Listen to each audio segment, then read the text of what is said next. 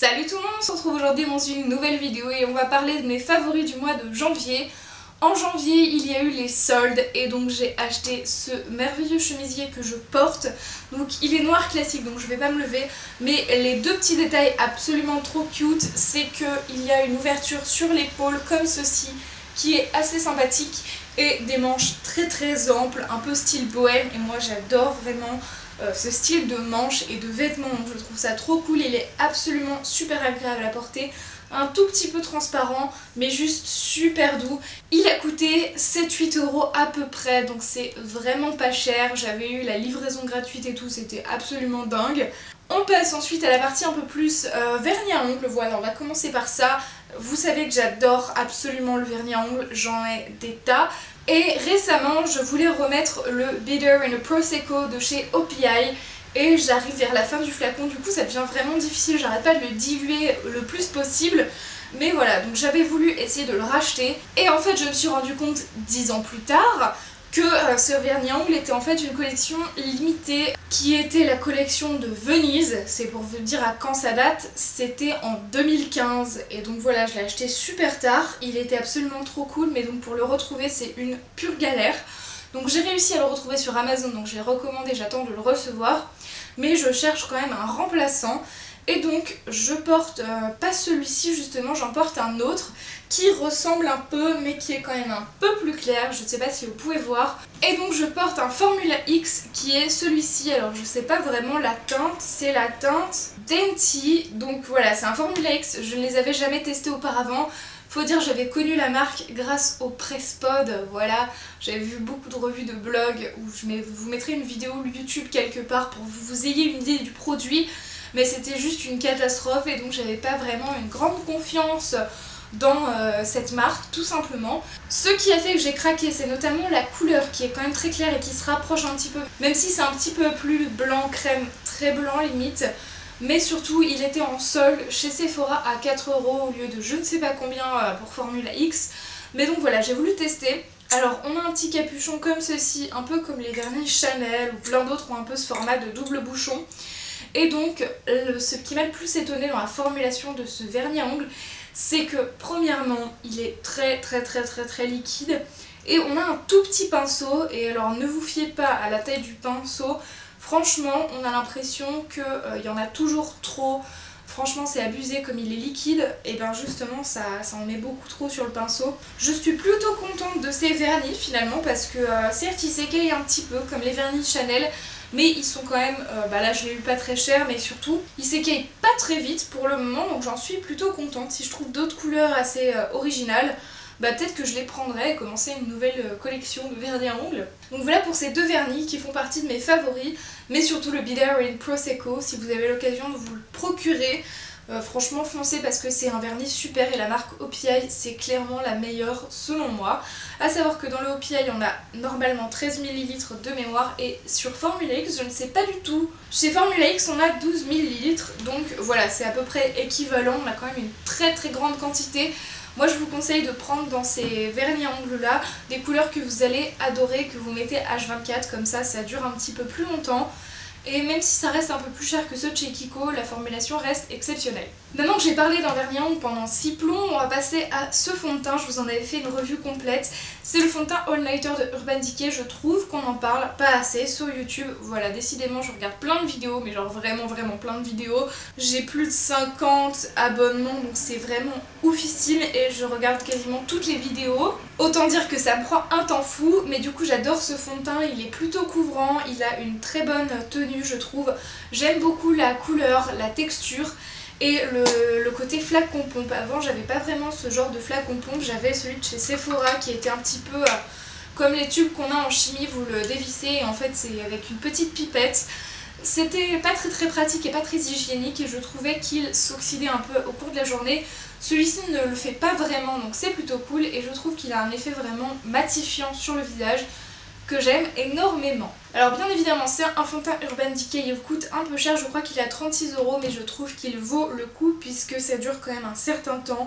Voilà, les fonds de teint c'est vraiment un type de produit dans lequel je peux mettre un peu plus d'argent que le reste. Et donc là on a 30 ml et comment ça on peut le garder ouvert que 6 mois, genre tu te fous de ma gueule? Genre vraiment, un fond de teint, genre t'as cru que j'allais garder un fond de teint que pendant 6 mois. Nope. Voilà, donc déjà on s'en fout de la limite de consommation, merci bonsoir. Donc voilà, le truc que je ne fais jamais, il faut vraiment que je me force à le faire, c'est shake before use, vous savez, genre il faut absolument le secouer pour l'homogénéiser. Pour le moment j'ai jamais eu de problème de couleur parce que voilà, il reste assez quand même homogène. Ensuite récemment j'ai racheté en solde le Eyebrow Sculpt Automatic Pencil de chez Kiko en teinte 01 pour les blondes.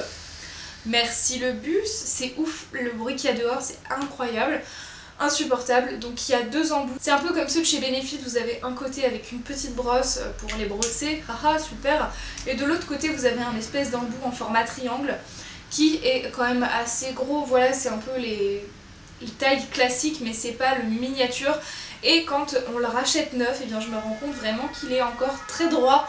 Et c'est vraiment très pratique pour vraiment bien dessiner ses sourcils. Le précédent était devenu très rond au fil du temps, même si je l'ai toujours pas fini. Ça dure des lustres et des lustres parce qu'on a quand même une quantité de produits astronomiques juste pour vous dessiner les sourcils.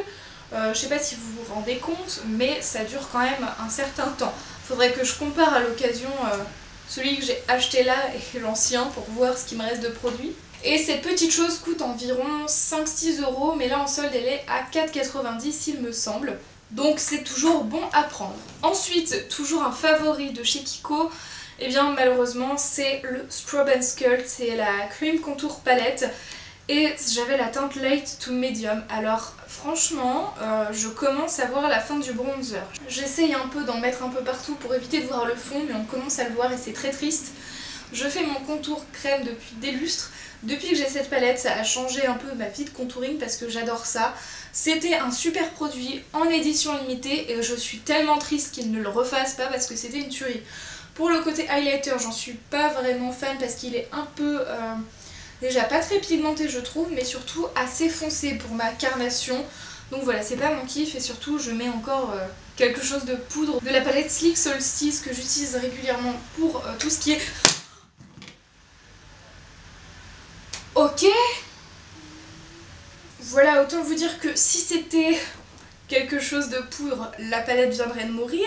Donc je suis encore, alléluia mon dieu, je touche du bois parce que c'est quand même le 2e produit que je renverse par terre et que je défonce en une journée. Donc ça fait un peu beaucoup. Voilà, je vais le fermer, le packaging était trop cool, elle coûtait peut-être genre 8-9 €, c'était rien par rapport à ce que j'utilise, le temps qu'elle me dure. Et oh mon dieu, mais qu'est-ce qui se passe avec ce produit?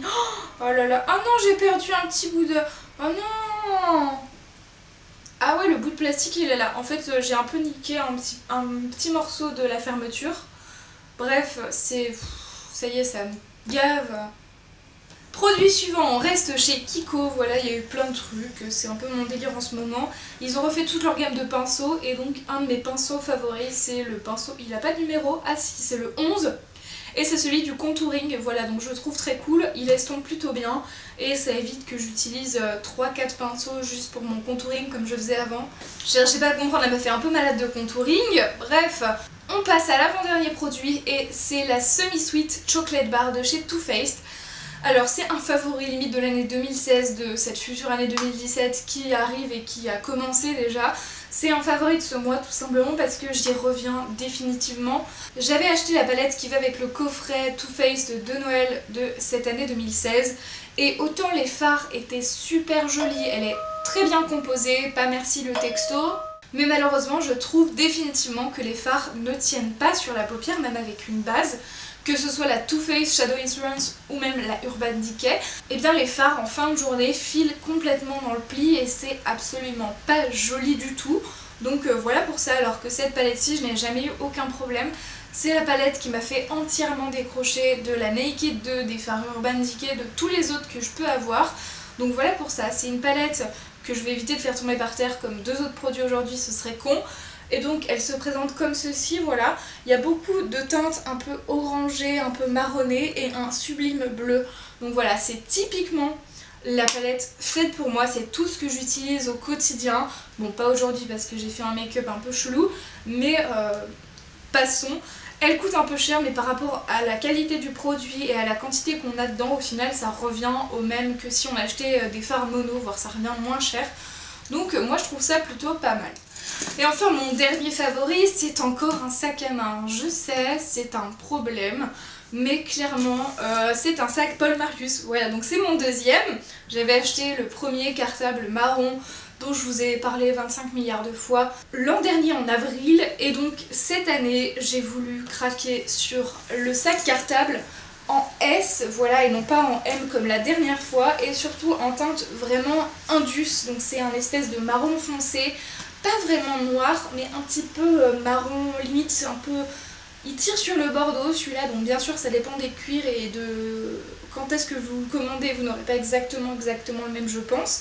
Mais voilà, je l'aime beaucoup, il est un peu moins lustré, je sais pas comment dire ça, mais le précédent était un petit peu plus brillant, celui-là fait très mat.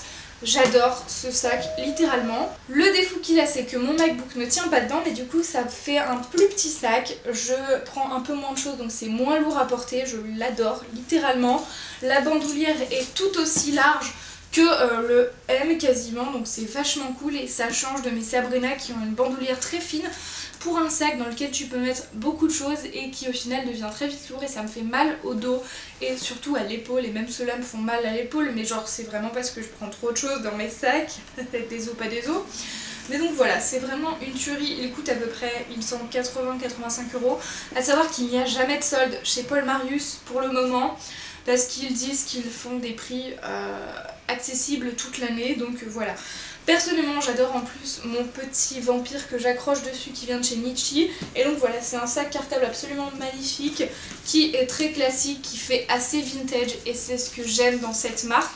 J'ai découvert que c'était une marque plutôt récente, l'intérieur est vert foncé, c'était une grande tuerie pour moi, et donc il y a plein de poches comme ça, voilà. C'est exactement la même organisation intérieure que le précédent, que tous les autres cartables de chez Paul Marius, donc je vous renvoie vers la vidéo précédente où je vous l'avais vraiment montré en détail. Mais en tout cas j'adore, il vaut son prix je trouve, et ça vieillit dans le temps plutôt bien, pas du tout pareil que les sacs Sabrina, et je vous ferai une revue prochainement entre Sabrina et Paul Marius, les deux marques comparatives de sacs en cuir. C'est pas du tout le même délire, mais j'avais très envie de vous en parler puisque c'est deux marques que j'affectionne particulièrement. Donc voilà pour ce sac, il y a une petite poche devant qui est beaucoup plus accessible d'ailleurs que sur la version M, puisque celle-ci on peut vraiment l'ouvrir sans ouvrir tout le sac, ce qui n'est pas possible avec les tailles M et L à savoir. Donc voilà pour ça. C'est tout pour cette vidéo favori du mois de janvier, je suis désolée si ça a duré si plombe, j'espère que je couperai pas mal au montage. En attendant une prochaine vidéo, prenez soin de vous, dites-moi en commentaire quels sont vos favoris du mois de janvier, et on se retrouve très vite, ciao ciao.